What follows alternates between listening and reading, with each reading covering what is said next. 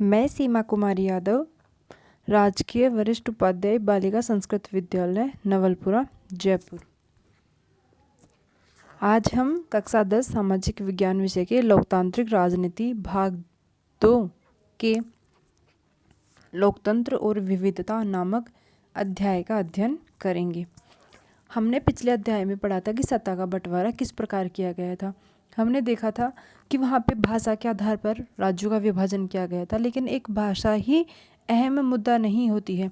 इसके अलावा भी यहाँ पे धर्म, लिंग, जाति, अन्य अनेक विषय और मुद्दे होते हैं जो सामाजिक भेदभाव को और इनके साथ ही सत्ता का जो बंटवारा होता है उनको अलग करने में क्या करते हैं, ये सहयोग करते हैं।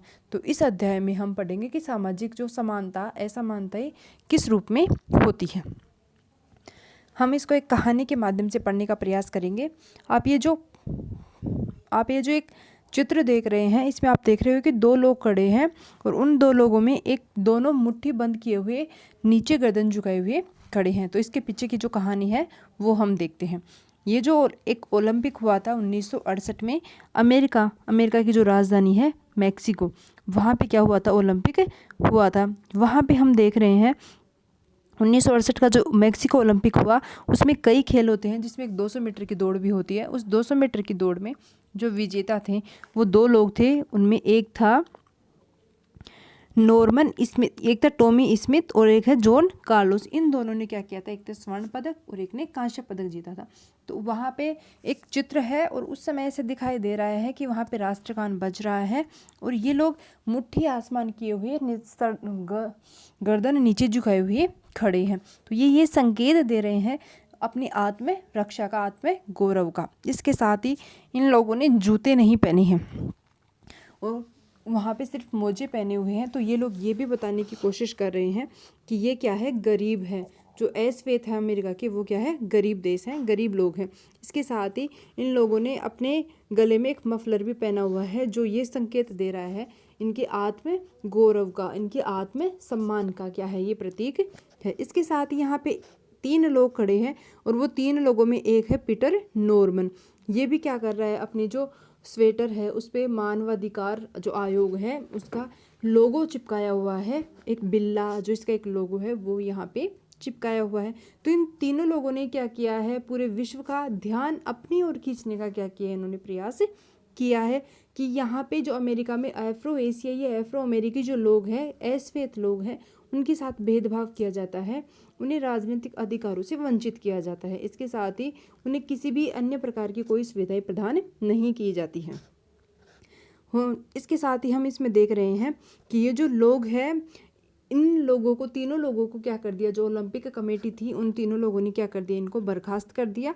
और इसके साथ ही जो अमेरिका की जो यूनिवर्सिटी है उस यूनिवर्सिटी ने इन दोनों का क्या किया, वहाँ पे अपनी मूर्ति लगवाई है। वो 2006 में जब पीटर नॉर्मन, जो वो तो एक श्वेत नागरिक था ना, उसको कंधा देने के लिए जो टॉमी स्मिथ और कार्लोस, ये दोनों क्या हुए थे, उसमें शामिल हुए थे। अब हम देखते हैं समानताएं, असमानताएं और विभाजन। अब हम ये जो कहानी अभी हमने पढ़ी, इसमें हमें एक चीज़ समझ में आ गई कि नस्ल के आधार पर क्या हो रहा है। वर्तमान समय में नस्ल के आधार पर क्या किया जा रहा है, भेदभाव किया जा रहा है। किसी भी नस्ल के आधार पर लोगों के साथ क्या किया जा रहा है, भेदभाव किया जा रहा है। उनके साथ उनके अधिकारों को क्या किया जा रहा है, वंचित किया जा रहा है। इसमें हम देख रहे हैं कि जो अभी उसका उदाहरण देखा हमने अमेरिका का, कि वहाँ पे नस्ल के आधार पर क्या किया जाता है, भेदभाव किया जाता है। और इसके अलावा हमने पिछले अध्याय में हमने बेल्जियम और श्रीलंका में पढ़ा था कि वहाँ पे असमानता किसके आधार पर थी, भाषा के आधार पर। बेल्जियम में 3 भाषाएं थी और इसके साथ ही हमने बेल्जियम में देखा था कि वहाँ पे 3 भाषा, डच, जर्मन और फ्रेंच भाषा बोलने वाले लोग हैं। तो उन तीनों के मध्य असमानताएं थी। इसके साथ ही हमने श्रीलंका का उदाहरण भी हमने देखा था कि वहाँ पे क्या था, श्रीलंका में सिंगली और तमिल, ये 2 भाषाएं बोली जाती थी ना। तो इन तीनों ही लोगों के साथ क्या किया जाता था, वहाँ पे तीनों ही भाषा बोलने वाले लोगों के साथ वहाँ पे भेदभाव किया जाता था। अब है भेदभाव की उत्पत्ति, जो सामाजिक भेदभाव है उनकी उत्पत्ति कैसे होती है। तो इसका जो सबसे पहला कारण है वो कौन सा है, जन्म पर आधारित। तो हम देखते हैं कि भाई सिर्फ हम इस आधार पर किसी खास समुदाय के सदस्य हो सकते हैं।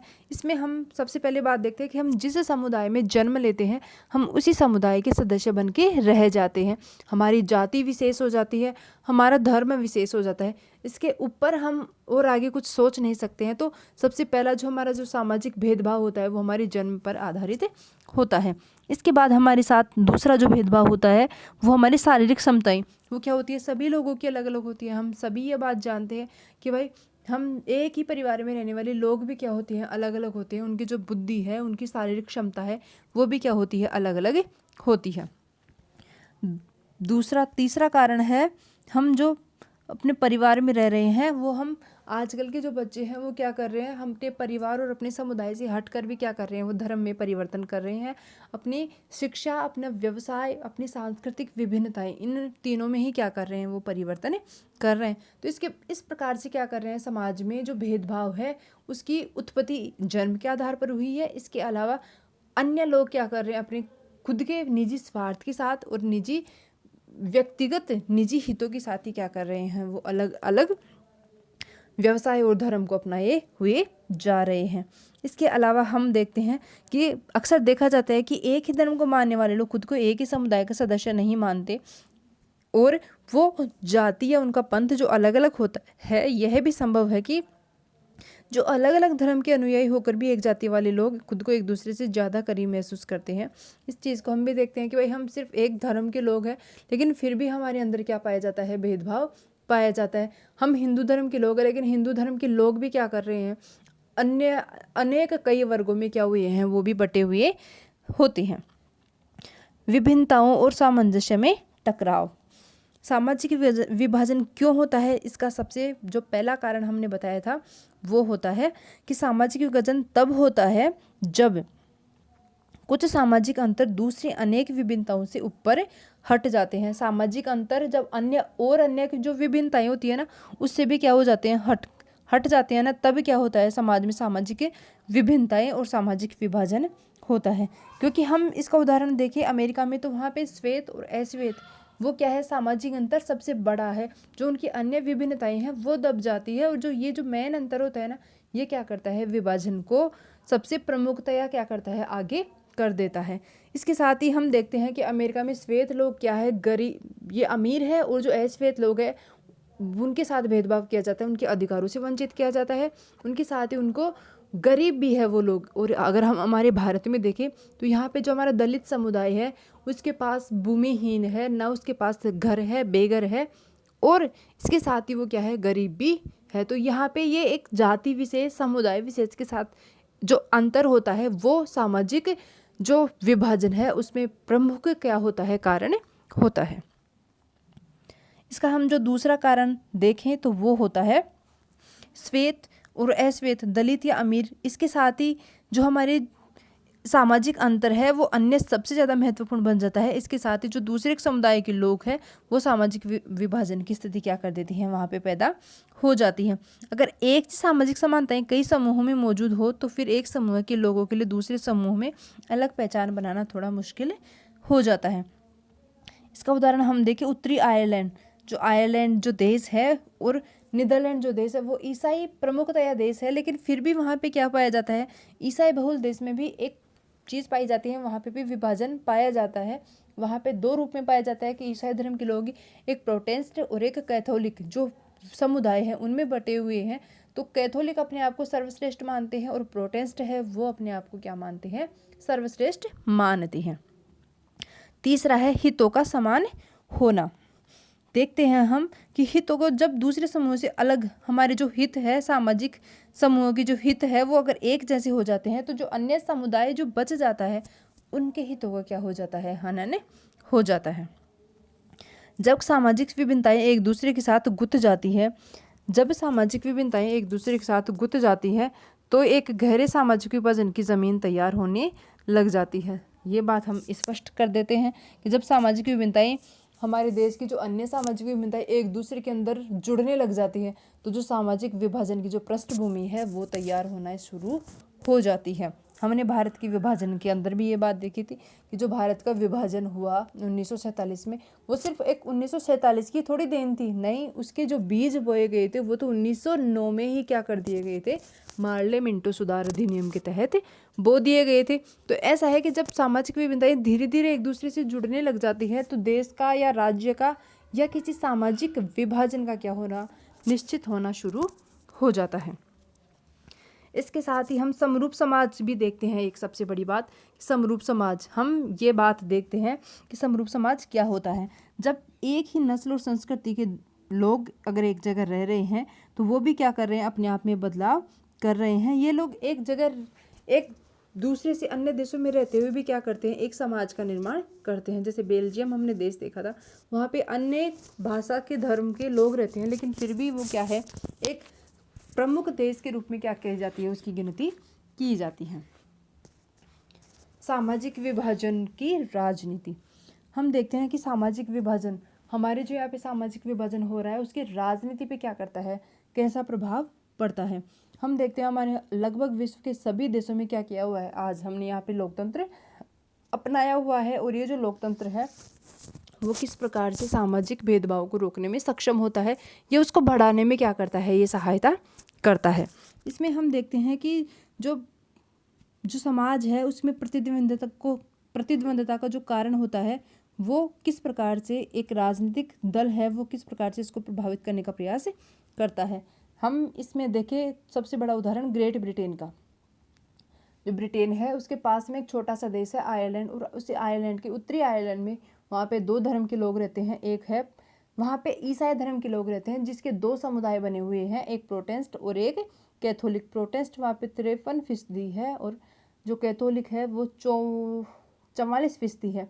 वो क्या करते हैं, जो प्रोटेस्टेंट और कैथोलिक इन दोनों के मध्य हिंसक गतिविधियाँ होती रहती हैं, मारकाट चलती रहती है। यहाँ के जो राजनीतिक दल है वो एक दूसरे को क्या करते हैं, भड़काने का प्रयास करते हैं। इसकी वजह से क्या होता है, वहाँ पे जो आम जनता है उसका क्या होता है, नुकसान बहुत ज़्यादा होता है।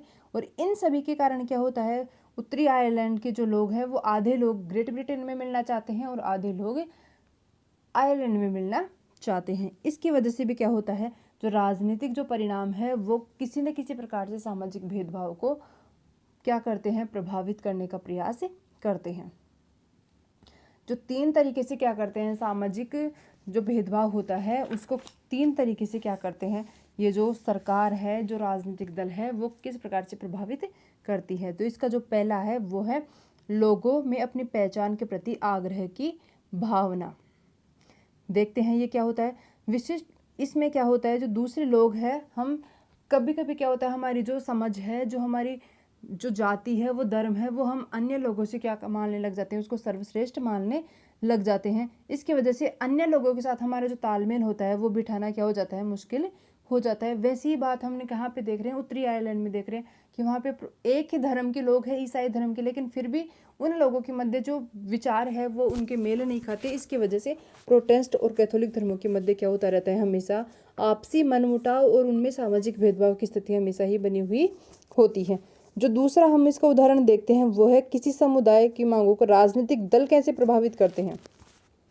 हम देखते हैं कि किसी भी देश में जो अब अगर हमने लोकतंत्र अपनाया हुआ है तो वहाँ पे राजनीतिक दल तो होंगे, तो वो राजनीतिक दल किस प्रकार से क्या करते हैं, एक जो हमारा सामाजिक जो ढांचा है उसको प्रभावित करने का प्रयास करते हैं। जैसे हमने उदाहरण देखा था श्रीलंका का, तो श्रीलंका में हमने देखा था कि वहाँ पे जो सिंगली लोग हैं, प्रॉपर वहाँ के स्थानीय मूल के लोग हैं, उन लोगों ने एक नारा दिया था कि श्रीलंका सिर्फ सिंगली लोगों का है, तमिल लोगों का वहाँ पे कोई लेना देना नहीं है। इसकी वजह से वहाँ पे जो राजनीतिक हिंसा हुई थी उसका मेन कारण वहाँ के राजनीतिक दल ही माने गए थे।